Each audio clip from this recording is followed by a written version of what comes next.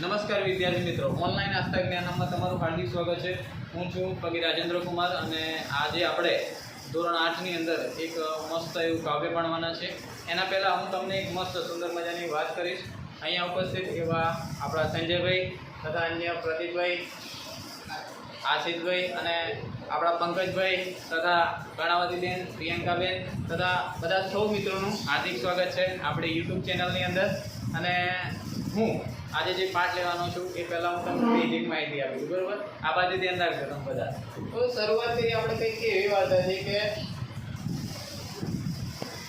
શરૂઆત કરતાં પહેલાં આપણે જે વાત કરી તેમ કે એક વાર્તા હું તમને કહી મસ્ત મજાની, પછી આપણે શરૂઆત કરી। તો શરૂઆતની અંદર રવિ નામનો એક છોકરો હોય છે કે એ કાતર માતર પુરુષમાં એમ આપણે આગળ ને અષાઢ સુધી જઈએ એ રીતે એમ કહેવાય કે જેઠ મહિનો આવે તો બહુ બધો તાપ પડે અને સૂર્યની ગરમીથી જુઓ અહીંયા આગળ દેખાય તમને કે આખું એમ કહેવાય કે ધરતી પણ ફાટી જાય અને વચ્ચે ચીરા પણ પડી જાય, એટલી ભયાનક દર્દનાક સ્થિતિ હોય છે આપણને જોવા મળે। જેમ કે પન્નાલાલ પટેલની માનવીની ભવાઈની અંદર તમે જોવા મળે છે, કાળુ અને રાજુનું જે ચિત્ર હોય એ પણ આપણને જોવા મળે છે। એ માનવીની ભવાઈની અંદર પણ છપ્પાની દુકાળ પડે તો કંઈક આવી રીતે એમ કહેવાય કે ધરતી ફાટે। એમ જેઠ મહિનાની અંદર આવા વરસાદ ના પડતા આવી સ્થિતિ કંઈક સર્જાય। ત્યારે એમ કહેવાય કે અષાઢ મહિનો આવે અને ખરું મસ્ત ચોમાસાની શરૂઆત થાય અને વરસાદ એમ કહેવાય કે પહેલો જ વરસાદ ધરતી પર પડતો હોય છે અને ધરતી પોતાની રીતે એમ કહેવાય કે તૃપ્ત થાય। રવિ આ બધું જુએ છે, એટલે એના મનમાં પ્રશ્ન જાગે અને વરસાદની શરૂઆત થાય। આકાશની અંદર કાળા કાળા દિબાંગ વાદળો જોવા મળે અને સાથે પવન પણ મસ્ત ઠંડો ઠંડો લહેરાય। તો આ બધું આવે છે અષાઢ મહિનાની અંદર, આ બધું રવિ જોવે છે। એમ કહેવાય કે ચહકતા પક્ષીઓ પણ જોવા મળે છે, અલગ અલગ પક્ષીઓ આકાશની અંદર જોવા મળે છે। રવિ પોતાના મિત્રો સાથે ચોમાસાની અંદર કૂદાકૂદ કરે છે, રમે છે અને એક મસ્ત એમ કહેવાય કે એક ગીત ગાય છે કે અષાઢ આવ્યો લાવ્યો વરસાદ લાવ્યો રે, અષાઢ આવ્યો વાદળીઓ લાવ્યો રે, એમ કરીને મસ્ત એમ કરી કાવ્ય ગાતો હોય છે। અને એવું જ એક કાવ્ય આપણે જે ભણવાનું છે એ છે ઉષ્ણસ, નટવરલાલ કુબેરદાસ પંડ્યા, જેને આપણે ઉષ્ણસ તરીકે જાણીએ છીએ, કવિ તરીકે। અષાઢે નામનું આપણે કાવ્ય ભણવાનું છે।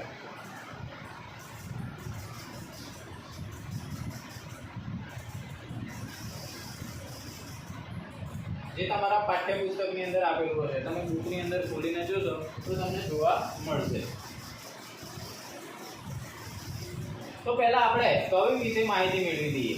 ભાઈ જે કવિ છે ઉષ્ણસ છે, પ્રખ્યાત અનુગાંધી યુગના સર્જક છે। ભાઈ અનુગાંધી યુગ એટલા માટે કે ગાંધી જે સમય એમ કહેવાય કે એનો જન્મ થઈ ગયો અને પછીનો જે સમયગાળો હોય એના પછીનો જે સમયગાળો એને કહેવાય અનુગાંધી યુગ। ગાંધી યુગ આવે પછી અનુગાંધી યુગ આવે। એ અનુગાંધી યુગના પ્રખર એમ કહેવાય કે સાહિત્યકાર એવા ઉષ્ણસ, પૂરું નામ નટવરલાલ કુબેરદાસ પંડ્યા, અને એમની સુંદર પ્રણય અને પ્રકૃતિના એક કાવ્યના સર્જક છે। એમના સુંદર સોનેટો પણ આપણને જોવા મળે છે। એમનો જન્મ 28મી સપ્ટેમ્બર 1920 ની અંદર વડોદરા જિલ્લાના સાવલી ખાતે થયો હતો। એમણે પ્રાથમિક શિક્ષણ સાવલીમાંથી લીધું હતું અને સંસ્કૃત અને ગુજરાતી વિષય સાથે BA અને MA થયા હતા। અવસાન 2011 ની અંદર 6 નવેમ્બર 2011 ની અંદર થયું હતું। પ્રારંભિક શબ્દોની અંદર વાત કરીએ તો પ્રશ્ન આ છે પ્રસૂનના જરી। 1955 ની અંદર એમ કહેવાય કે આપણે ચોપડીની અંદર, તમારી ચોપડીની અંદર લખેલું છે પ્રસૂન, જે પ્રસૂન તરીકે ઓળખાય છે। આ પ્રસૂન એમનું પ્રથમ કાવ્ય સંગ્રહ છે, જે ઉષ્ણસ તરીકે જાણીતા હતા। એમનું પ્રથમ કાવ્ય સંગ્રહ એટલે પ્રસૂન અથવા પ્રસૂનના જરી। ત્યારબાદ આરણ્યક એમનું મસ્ત એક બીજું કાવ્ય સંગ્રહ છે। પદ અને છંદ પણ તમને જોવા મળતું હશે। 1959 ની અંદર એમને લખેલું અને ત્યારબાદ રૂપલોક 1979 ની અંદર રચ્યું હતું। ત્યારબાદ એમના સુવર્ણ અક્ષરે લખાયેલા મસ્ત સર્જણીની અંદર આપણને જોવા મળીએ તો તૃણનો ગ્રહ એમનું એક મહત્વનું કૃતિ છે। એમને આ કાવ્ય સર્જન માટે એમને કહેવાય કે નર્મદ સુવર્ણચંદ્રક એમને એનાયત કરવામાં આવેલો। ત્યારબાદ આપણે વાત કરીએ તો અગસ્ત માટે ગુજરાત સાહિત્ય અકાદમી દ્વારા એક પુરસ્કાર આપવામાં આવેલો। અને સમસ્ત કવિતાના સર્જન બદલ જે આ કવિતા જે સંગ્રહો છે, આ કવિતાના સમસ્ત કવિતા સંગ્રહ માટે તેમને રણજીતરામ સુવર્ણચંદ્રક આપવામાં આવેલો. તો રણજીતરામ સુવર્ણચંદ્રક જે રણજીત વાવભાઈ મહેતા જેનો જન્મ સુરતની અંદર થયેલો 1881 ની અંદર. તો આ રણજીતરામ વાવભાઈ મહેતા એમ કહેવાય કે બહુ ઓછી ઉંમરે 35 વર્ષની ઉંમરે એમનું અવસાન થયેલું. તે જહુ જે મુંબઈ કિનારે જહુ નામનું બીચ છે ત્યાં આગળ તેઓ ડૂબી ગયા, તેથી એમનું અવસાન થયેલું એમ કહેવામાં આવે છે. તો આ જે રણજીતરામ વાવભાઈ મહેતા છે એના હીરા મહેતા કરીને હીરા પટેલ કરીને એક વ્યક્તિ હતા. એમણે આ રણજીતરામ વાવભાઈ પુરસ્કાર શરૂ કરેલો અને ગુજરાતમાં સૌપ્રથમ ઝવેરચંદ મેઘાણી જેને આપણે લોક સાહિત્યકારના મહત્વના કવિ તરીકે ઓળખીએ છીએ એવા રણજીતરામ આપણે ઝવેરચંદ મેઘાણીના પુરસ્કાર રણજીતરામ પુરસ્કાર સૌપ્રથમ આપવામાં આવેલો. ત્યારબાદ આપણે વાત કરીએ ઉષ્ણસને. તો ઉષ્ણસને ક્યારે આપવામાં આવે ભાઈ? તો ઉષ્ણસને 1972 ની અંદર સમગ્ર કવિતાનું જે સાહિત્ય છે એના માટે આપવામાં આવેલો. ત્યારબાદ એમની વાત કરીએ તો મહત્વના હૃદયસ્પર્શી કવિતાઓની અંદર રામની વાડી આપણને જોવા મળે છે. પ્રકૃતિ અને માનવ સહજ ભાવે રજૂ કરતું લોકપ્રિય ગીત છે. અનામી અશ્વયુમાં આપણને જોવા મળે છે. સાપુતારા અને ડાંગની પ્રકૃતિ અને સૌંદર્ય પર રચાયેલું સોનેટ છે. ત્યારબાદ અહીંયા આપણને જોવા મળે છે કે રાત્રે સુવા જતા. તો માનવ મનની અનુભૂતિઓનું આલેખન કરતું એક સુંદર ગીત છે. સોહાગરાત પછી એ પણ માનવ સંબંધોની આલેખતું એક મહત્વનું એમનું ગીત છે. ચિંતન અને ભક્તિના સુર માત્ર સુર એટલે રાજઘાટે ગાંધીજીના વિચારોથી સમાજની સ્થિતિ પર કટાક્ષ કરતો આ ઉત્તમ એમનું કાવ્ય છે. એ તારે ઘર આવે તેડે આધ્યાત્મિક અને ભક્તિભાવે સબર ઉર્મી કાવ્ય એમનું આ જોવા મળતું હોય છે. તો સિદ્ધિની આપણે વાત કરીએ તો એમને 1959 ની અંદર કુમાર સુવર્ણચંદ્રક એનાયત કરવામાં આવેલો, જે સર્વોત્તમ કાવ્ય સર્જન કુમાર માસિકમાં શ્રેષ્ઠ રચનાઓ માટે છે. ત્યારબાદ ધર્મ સુવર્ણચંદ્રક આપણે આગળ વાત કરીએ પૂર્ણાગ્રહ માટે આપવામાં આવેલો 1964 ની અંદર. રણજીતરામ સુવર્ણચંદ્રકની આપણે વાત કરીએ 1972 ની અંદર. અને ગુજરાત સાહિત્ય અકાદમી પુરસ્કાર KBC પણ એમને એનાયત કરવામાં આવ્યો હતો. રાષ્ટ્રીય સ્તરે અસ્વસ્થ નામનું જે સાહિત્ય સર્જન એના માટે આપવામાં આવેલો. સાહિત્ય જગતમાં શિખર પર સર્વોચ્ચ એમ કહેવાય કે સન્માન એમને કરવામાં આવેલું. જો ગુજરાતી સાહિત્ય પરિષદના પ્રમુખ પણ રહી ચૂક્યા છે. ગુજરાત સાહિત્યની સર્વ સંસ્થાના પ્રમુખ તરીકે ચૂંટાયા વાત કરીએ છે. ઉષ્ણસ એમની યાદમાં આજે પણ ઉષ્ણસ પારિતોષિક આપવામાં આવે છે. દર 2 વર્ષે એમ કહેવાય કે સોનેટ માળાના અથવા દીર્ઘ કાવ્ય જેણે રચ્યું હોય તો અમે કહું કોઈ પણ રચે તો એના માટે આ એમનો ઉષ્ણસ પારિતોષિક અત્યારે પણ આપવામાં આવે છે. તમે મસ્ત સોનેટ મસ્ત રચો તેના માટે પણ આ ઉષ્ણસ પારિતોષિક આપવામાં આવે છે. આ એક આખું એમ કહેવાય કે મૂલ્યાંકન છે. અત્યાર સુધી મેં ભણાવી. કવિની વાત કરીએ તો 1930 ની અંદર ચાવડી 2011 ની અંદર અવસાન મુખ્ય સર્જનની અંદર દર્શન યાદ રાખવાનું આદરણીય કે સોમનો ગ્રહ અસ્વસ્થ છે.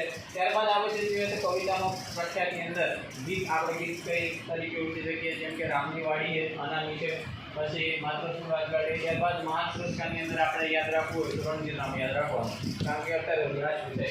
તો રણજીતરામ પુરસ્કાર અને નર્મદ સાહિત્ય અકાદમી પુરસ્કાર પણ એમને મળેલો.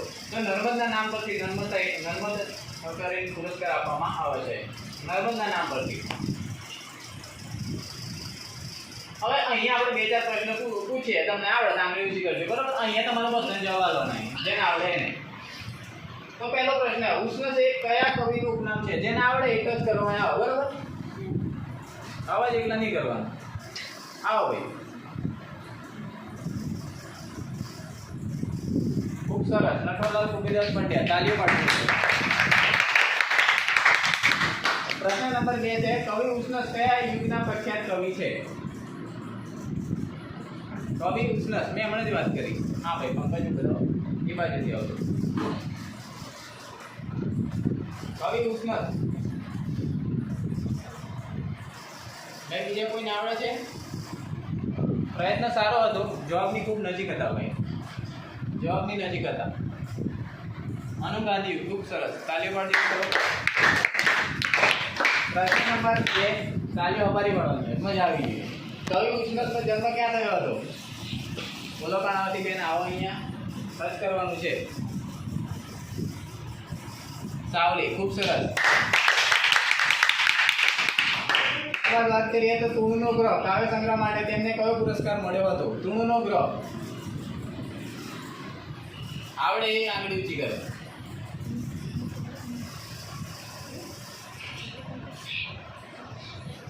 હા, તો કણાવતી બેન સર્ચ કરવાનું છે અહીંયા. સાહિત્ય અકાદમી પુરસ્કાર કન્ફર્મ એ જ આવજો ભાઈ.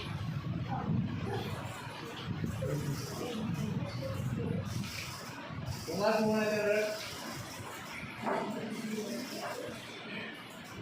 હા તો આ તમને કન્ફ્યુઝન લાગે ફોટા પડે એટલે આપણે જવાબ કીધો જરૂરી. અહીં આવે નર્મદ સુવર્ણ ચંદ્રક. કવિ વિષ્ણુનો અભ્યાસ કયા વિષય સાથે થયો હતો? આવો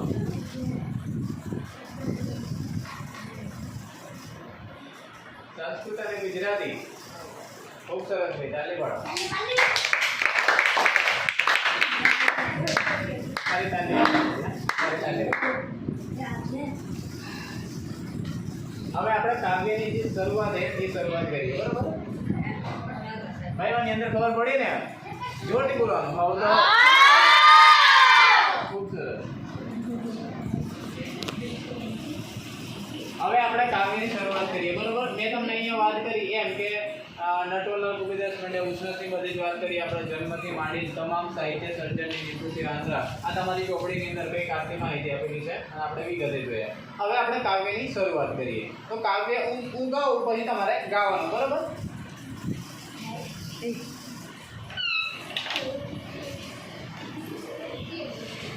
હું ગાઉં ને એમ ગાવાનું તમારા દેખાડી નાખજો તમે. તમારું અહીં જોઈને ગાવાનું.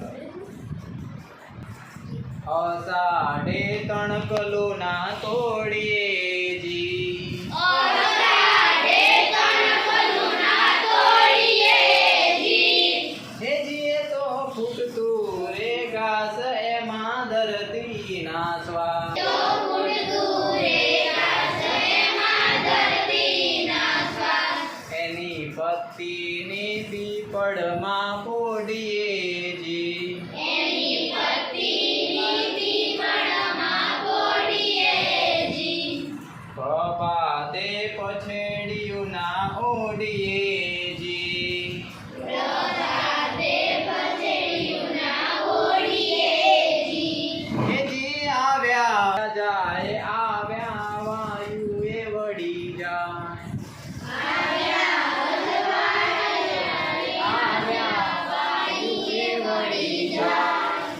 આવ્યા રે અતિથિના તર છોડીએ જી,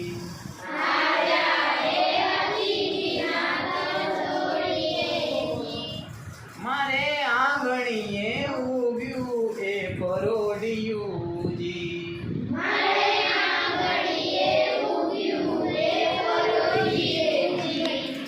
તેજીએ તો ફાગણ કેરું ફૂલ એમાં એવી તે ગઈ બોલ, એમાં તો એવી તે ગઈ બોલ, પ્રથમ મળ્યા સુમુખના મોડીએ જી,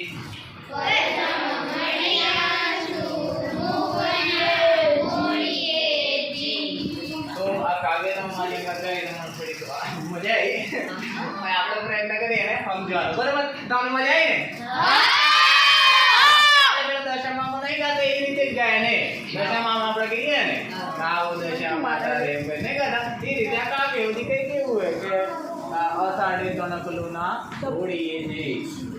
જો હું ફરી કહું, અષાઢે તણકલો ના તોડીએ જી, હે જીએ તો ફૂટતું રે ઘાસ એમાં ધરતી ના સ્વાદ, એની પત્તીની પીપળના માં પોડીએ જી, પ્રભાતે પછેડિયું ના ઓડીએ જી, હે જીએ તો આવ્યા અજવાળા જાય આવ્યા વાયુએ વળી જાય, આવ્યા અતિથિના તર છોડીએ જી, મારે આંગણીએ ઉગ્યું એ પરોડિયું જી, હે જીએ તો ફાગણ કેરું ફૂલ એમાં તે કઈ બોલ, પ્રથમ મળ્યા સુમુખના મોડીએ જી. તો કઈ આવું કાવ્ય હે, આવું છે ને? પણ રાગ ઉઠાવવાનો, રાગ જેટલો મસ્ત ઉઠાવવાનો એટલી ભણવાની મજા આવે. હા હવે જો અષાઢે તણખલું ના તોડીએ તો અષાઢ ત્યારે મેં હમણાં જ વાત કરી કે હમણાં મસ્ત તમને વાત કરી કે રવિ નામના છોકરાની વાત કરી પીડીએફ ની અંદર કંઈક અલગ હતું પણ આપણે વાત કરીએ એમ કે અષાઢની અંદર ત્યારે ધરતી પર પહેલો વરસાદ પડે. હવે પહેલો વરસાદ પડે એટલે ધરતી તૃપ્ત થાય ને તૃપ્ત એટલે એની અંદર શું કહેવાય એને ધરી જાય એમ કહેવાય આપણે નહીં ખાઈ ધરાઈ જતા બરાબર તો ધરતી પર વરસાદ પડે બરોબર તો પોણી પી ચેલું પીવે પેલું ઉપર બધા ના પીને યાર પોણી માટી જેટલું પીવે એટલું પી લે પછી એ તૃપ્ત થાય એટલે એને સંતોષ થાય એટલે એની અંદર જે નાના એમ કહેવાય કે જે બીજ હોય ને એની અંદરથી ઘાસ ફૂટી નીકળે. એટલે અષાઢ મહિનાની અંદર જ્યારે પહેલો વરસાદ પડે ધરતી પર એટલે એમ જોવાનું કે 4-5 દાડા જોવા મળે પછી એમ કે મસ્ત લીલું ઘાસ એટલે એમ કહેવાય કે આપણી જે ધરતી માતા છે જે લીલી ચાદર ઉડી ખબર તો અષાઢે તણખલું ના તોડી એ તણખલાની વાત કરીએ. અહીંયા તમને દેખાય નાના તણખલા ઘાસ દેખાય ને તમને અહીંયા તો એ નાના તણખલાની વાત કરીએ તમારે તોડવાનું નહીં ભાઈ ના તોડતા ના સંજય કરીને જવું નહીં જતો નહીં રહેવાનું તોડવાનું ભાઈ એ કવિ એમ કહે કે અષાઢે જે તણખલો ઉજવે ભાઈ હવે જે પૃથ્વી પર વરસાદ પડે હોય પહેલો વરસાદ પડે મસ્ત એમ કહેવાય કે બે ચાર દાડા મસ્ત લીલું ઘાસ નીકળી જાય અને ધરતી લીલી ચાદર ઉડવા માંડી હોય અને કહેવાય કે આ બાજુ ભાઈ અમારા સંજય ઉપડી જાય તોડવાના એમ ભાઈ યાદ રાખજો એને મજા લેવાની ભાઈ મજા એટલે એની અંદર રમવાનું કૂદવાનું હોય એમાં ધરતી નાખવાની ભાઈ જે કોઈ પણ વનસ્પતિ છે તો તમને ખબર હે ને વનસ્પતિ પણ શ્વાસ લે ખબર હે તમને તો ભાઈ એમાં ધરતીના શ્વાસ છે એની વાત કરેલી છે એની પત્તીની પીપળમાં ફૂટી છે એની જે પાંદડું હોય એની અંદર આપણે ફૂટવાનું રમવાનું કૂદવાનું વાત કરેલી પાંદડા સાથે રમવાનું એવું લાગે તમે પેલું મેદાન હોય મસ્ત ખબર લીલીનું મેદાન હોય ને આપણે નહીં રમવા જતા તો ભાઈ અહીંયા ગામમાં મારી વાત કરી છે કવિ અહીંયા કે નાનું ઘાસ એની અંદર રમો કૂદો એવી વાત કરેલી તો પેલી પંક્તિની અંદર કંઈક આવી વાત કરેલી છે. હવે આગળ તમને જોવા મળે કે જેઠના આકરા તાપથી પછી અષાઢના પ્રથમ વરસાદથી ધરતી શુદ્ધ થાય છે અને નવું ઘાસ ઉગે છે. મેં હમણાં એ જ વાત કરી અને જીવદયા કવિ આ નાના તણાને તોડવાની ના કે ભાઈ તું નાનું ઘાસ ઉઠી ને એ ના કે ના તોડે ધરતીના શ્વાસ એની અંદર ધરતીના શ્વાસ છે. મેં તમને સમજાવ્યું કે ઘાસમાં ધરતીના શ્વાસ સરકે છે અને તેની મધથી સુગંધમાં તોડવામાં તોડવાનું છે. એની જે સુગંધ છે તો એની જે સુગંધ છે બોટલ લઈ જઈએ એ તો ઠીક છે ભાઈ થઈ જાય બોટલ બેન જલ્દી આવતો ને કહી દો આઈ દો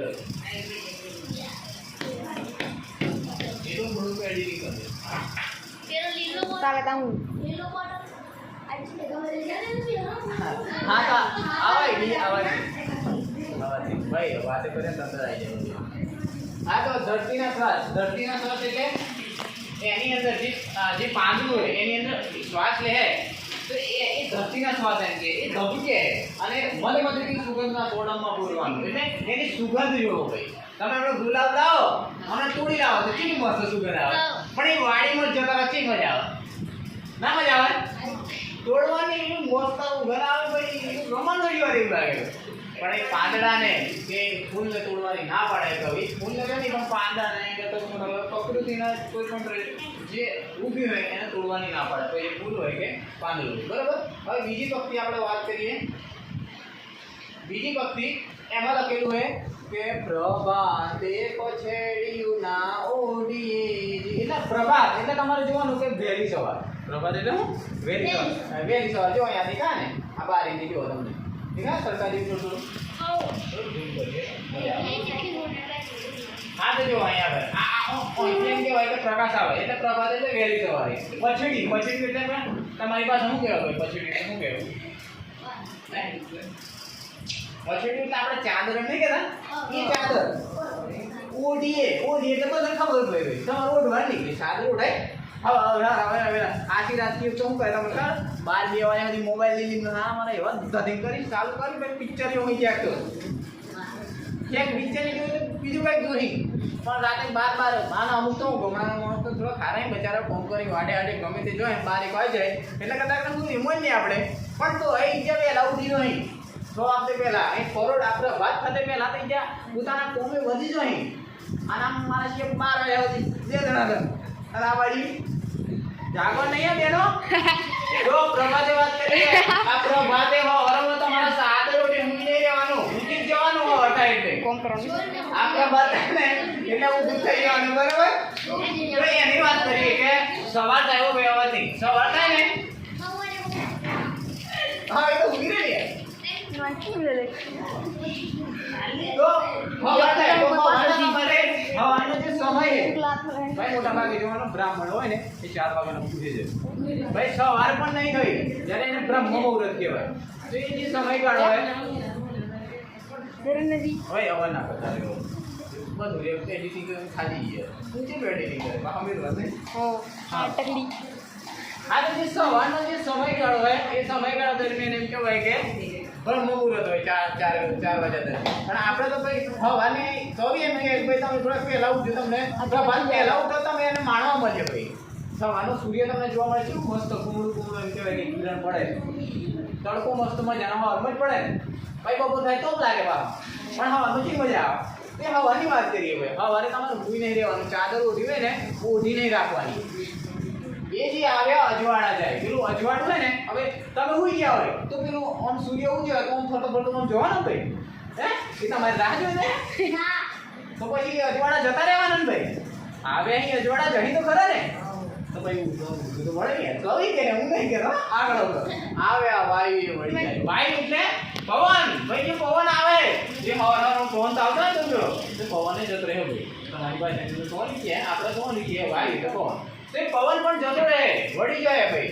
એટલે તમારે જાગવાનું આવે અરે અતિથિ ના તરે છોડી આવે અતિથિ એટલે કે એ અતિથિ એટલે મહેમાન તમારે જે કોક મહેમાન આવતો હોય ભાઈ હું એટલા માટે કવિ કે ભાઈ આવે અતિથિ ના તરે છોડીએ એમને તમારે તડછોડવાના નહીં એમને તમારે વજવાના નહીં તમારે એનું સન્માન કરવાનું હોય. એટલા માટે કવિ કે તમારે વહેલું ઉઠી જવાનું હોય અને સૂર્યનો પણ એમ કહેવાય કે જે પ્રભાત થાય એ પ્રભાતનો પણ તમારે આનંદ લેવાનો હોય વાયુનો પણ આનંદ લેવાનો સાથે સાથે મહેમાન જેમ આવે એ રીતે બધાનું સ્વાગત કરવાનું હોય એમ કવિએ વાત કરેલી છે. અહીંયા સમજી જુઓ જો આ બતાવે ને પછી ની ઉઠીને આપણે મસ્ત કેળા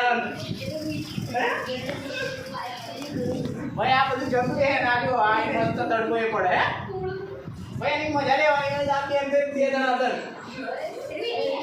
જો આ બે ને જેકા સંસ્કાર બોલો સંસ્કાર કેવા હોય સવારનો પ્રકાશ પવનના આંગણે આવેલા અતિથિ મહેમાનના સન્માન અને છોડવા ન જોઈએ અને ઉમળકા બેસી એમનું આભાર જોઈએ. આપણે ચાની પણ એ જ વાત કરી ભાઈ દેખા ને અવાજ ના કરતા પેલા બે નજરમાં આયા મને ભાઈ કારણ કે વિડીયો પણ નહીં યાર હું એડિટિંગ કરી હું ખાલી હા પછી એટલે બોલાવે ને અહીં આવજો એવું લાગે બધા એવું લાગે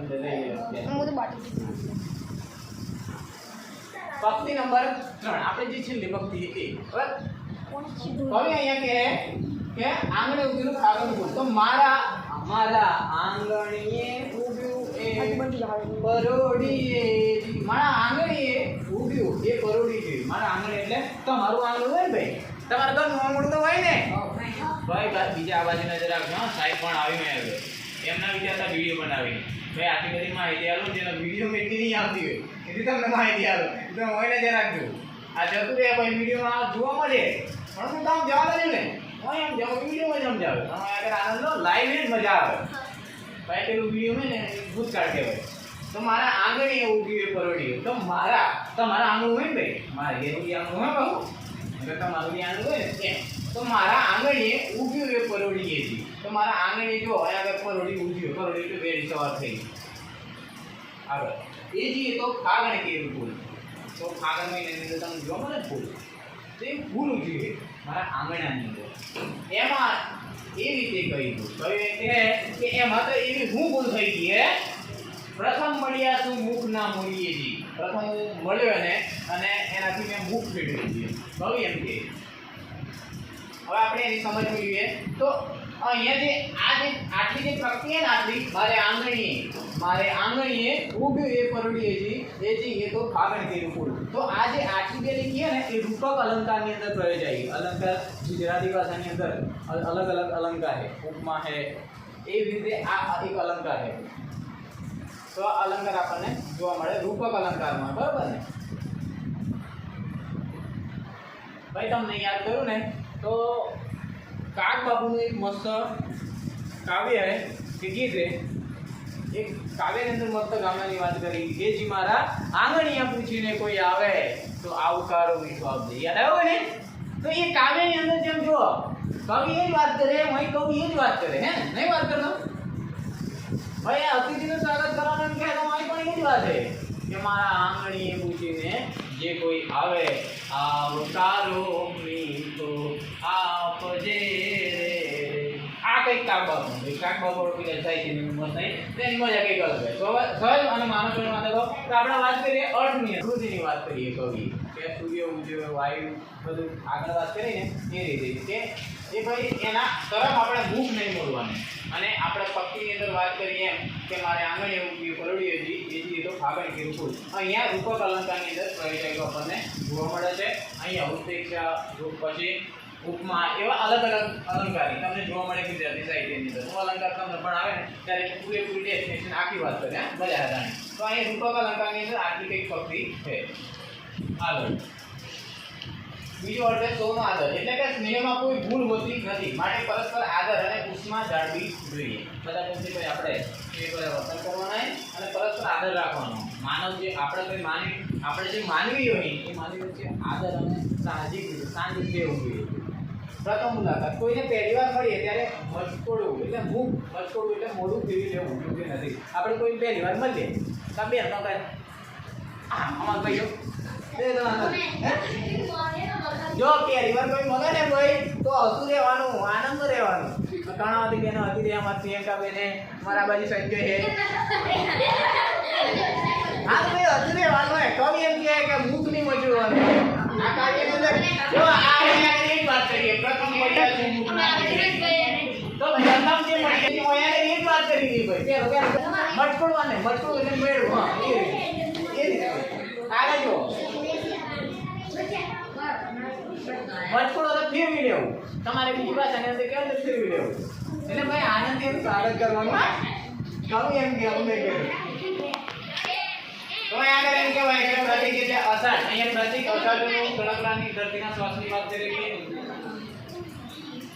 ભાઈ અવાજ ના કરતા આ બાજુ થોડીક જ વાર આવે. જીવનનું મૂલ્ય નાના નાના જીવ પ્રત્યે સંવેદનાની વાત કરેલી છે. જીવનનું મૂલ્યની અંદર નાના નાના જીવ પ્રત્યે સંવેદનાની જીવદયાની વાત કાવ્યની અંદર કરીએ. પ્રતીકની વાત કરીએ તો સવારનું અજવાળું અને વાયુ એટલે કે અતિથિની વાત કરેલી, મહેમાનની વાત કરેલી ભાઈ અહીંયા પ્રતીક તરીકે. જીવન મૂલ્ય અથવા આપણે આ જો અજવાળાની વાત કરીએ ને સવારની જીવન મળતી તકો અને મહેમાનને હસતા મુખે સત્કાર કરવાની આ કાવ્યની અંદર વાત કરીએ.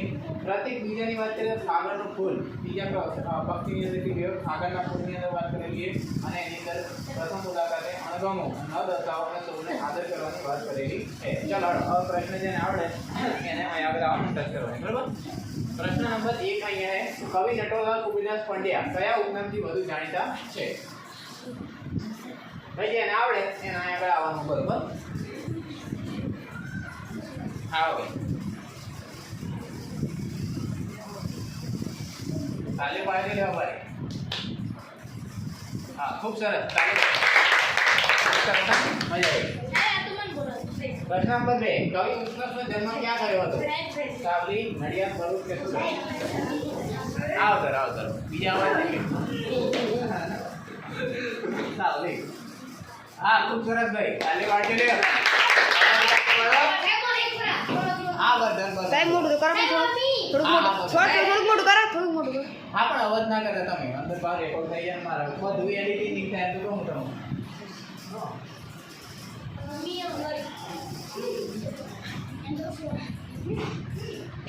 પ્રશ્ન નંબર 3 है કવિ અષાઢ માસમાં શું ન તોડવાની વાત કરે છે? આવ કરો બધન બોલાવ ભાઈ. મને કે તમને મને ખબર હે બધન આવડે છે. બધન આવડે તો મને બધન ખબર છે. ખૂબ સરસ. ઘણા સારી વાત કરી. તાલીઓ અમારી પણ અસર કરતો હોય છે.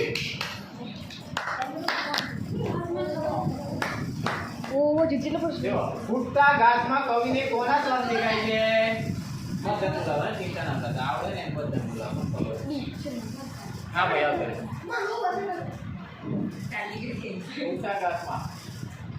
ફૂટતા ઘાસમાં કવિને કોના શ્રમ દેખાય? ધરતીના. ખૂબ સરસ. તાલી પાડો.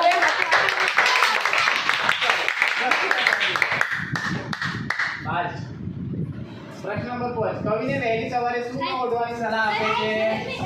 હા પંકજ આવો. ये खेल लीजिए पंकज હા રે પંકજ ભાઈ આ પંકજ આવે.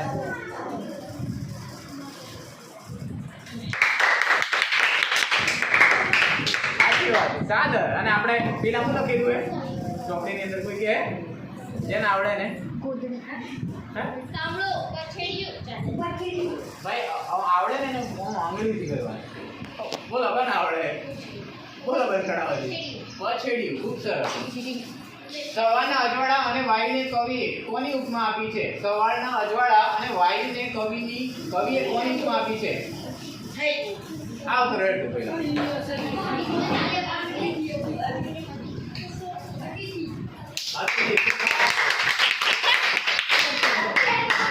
ખૂબ સરસ હા મિત્ર.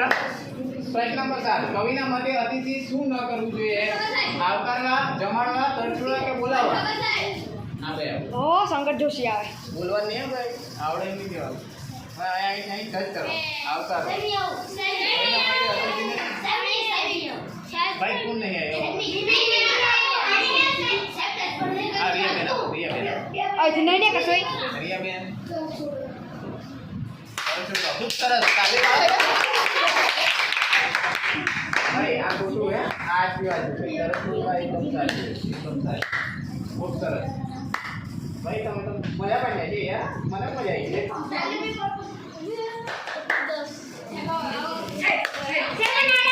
હાલ અવાજ ના કરું. કોઈને પહેલી વાર મળીએ ત્યારે શું ન કરવું જોઈએ? मुंह नहीं आयो વાહ પ્રદીપભાઈ. ओ देख शंकर जी ले ઓ ભાઈ પ્રદીપ એક નહીં મારવાની ભાઈ. કોણ આવે તાલી પાડે. પ્રશ્ન નંબર 9 આંગણે ઉગેલું ફૂલ કયા મહિનાનું હોવાની કવિ કલ્પના કરીએ?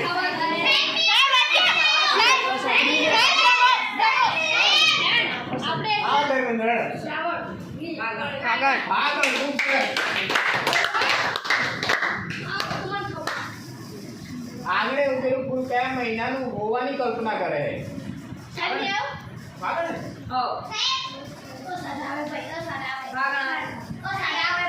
ભાઈ અહારમાં હે ને ધરતી ખાલી ઓઢે એટલે મતલબ કે ઘાસ ને બધું ઉગે. કતરેલી આપણે કાગળની અંદર. તમે જોઈ લો ચોપડીની અંદર. હે ને કાગળનું ફૂલ ના થોડું એવું છે ને ભાઈ અષાઢ મહિનાની અંદર વાર જ પડે. પણ જો ફાગણ પેલું આપણે ખબર હે હા જે કેસુડાનું જે ફૂલ હે ને એ રીતે કવિ હું આગળ ફાગણના ફૂલની વાત કરે. એની કલ્પના કરી આ કવિએ. ભાઈ ફાગણની અંદર ફૂલ ઉગે છે ને તો ભાઈ અવાજ ના કરતા.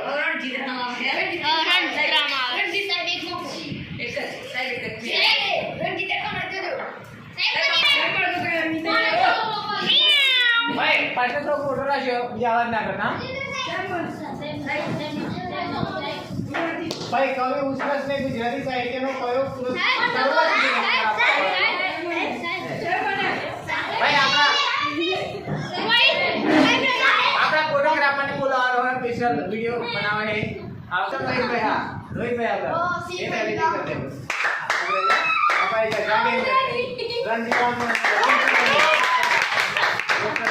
અને બધાનો ખૂબ ખૂબ આભાર મિત્રો. साहब पास रही जोन मारा भी આપણે ઓનલાઈન આસ્થા જ્ઞાનમની ચેનલની અંદર તમે ના જોડાયા તો જોડાઈ જજો. અત્યાર સુધીનું બીજું નોલેજ તમને આપવામાં આવે છે અને જોડાયેલા રહેજો. આગળ આગળના વિડીયો જોડાઈ રહેજો. ધન્યવાદ. मारा आवड़ो तो लाऊं फर्जून ओ बापा हां हां कर ले एक संख्या